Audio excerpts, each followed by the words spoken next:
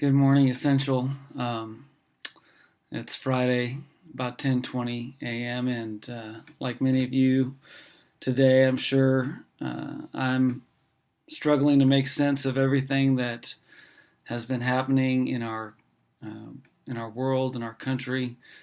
The events of the police officers being shot last night in Dallas, uh, black lives taken unjustly this week once again.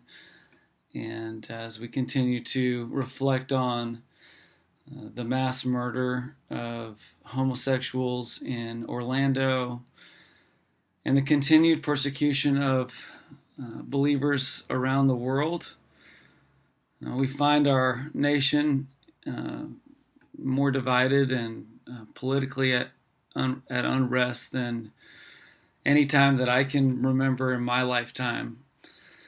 And like you, I'm really asking the question: what can I do, and what can we do? Is there something more than posting a thought or expressing our outrage on Facebook or social media?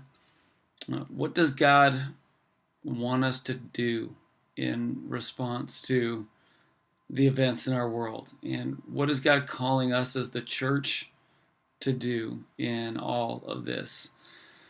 Just a few thoughts that I want to share very briefly. First of all, I think God's calling us to love. This month, we as a church are actively engaged in something that we call Love Bellevue Month. We're in a sermon series called Love is Essential. And I think that as we go through this month, and especially these next couple weeks, we need to recognize that what we're doing is a part of the answer. That this next week, as we get ready to start Camp Rock, we're going to have a diverse group of kids and families represented at Camp Rock. And they're going to get an opportunity to see the love of Christ demonstrated in a real way. That's how we change. That's how we make a difference, is by putting love into action. And we get to do that this week through Camp Rock, as these kids get to learn about God's love, and a love that translates into how we love one another. We've got a sports camp coming up the week after that, which again is just an opportunity for us to love a wide diversity of kids from all kinds of ethnic and spiritual and socioeconomic backgrounds, and to just love them with no strings attached.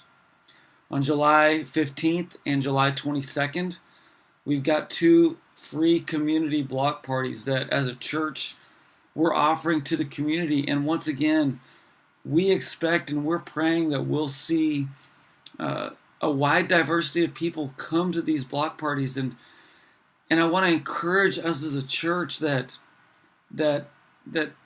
when we have these opportunities, we need to be taking the steps to pursue relationships with people that are not like us, that don't look like us, that don't believe like us, that don't live by the same worldview that we live by, but we do this because we want to demonstrate love, a love that goes beyond borders, a love that is not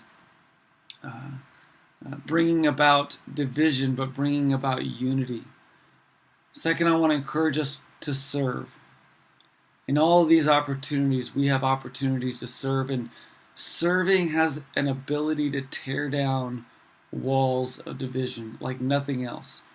We've seen this over and over again since we've started Essential Church, that as we serve, God builds bridges into places and into human hearts that we could never get to in any other way. So I want to encourage you, find ways to serve, especially this month through Love Bellevue. And then finally, we can pray. And we've never done this in my time here at Essential, but on Sunday, July 31st, as we conclude our Love is Essential sermon series through the book of 1 Corinthians chapter 13.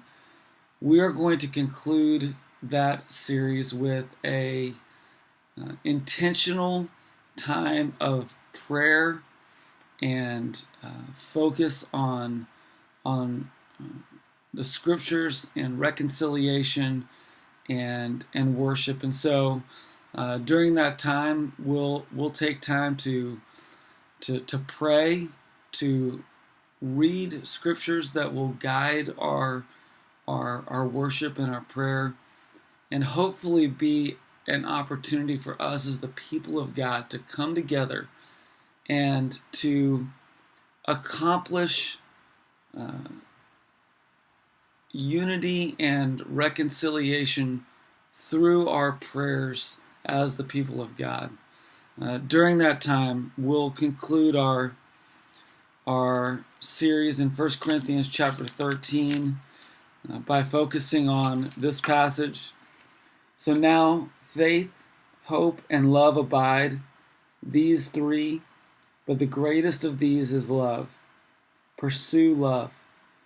And that's what I think God is calling us to do on July 31st, is to really pray and think about how can we pursue love. That means building bridges. That means working to bring about reconciliation.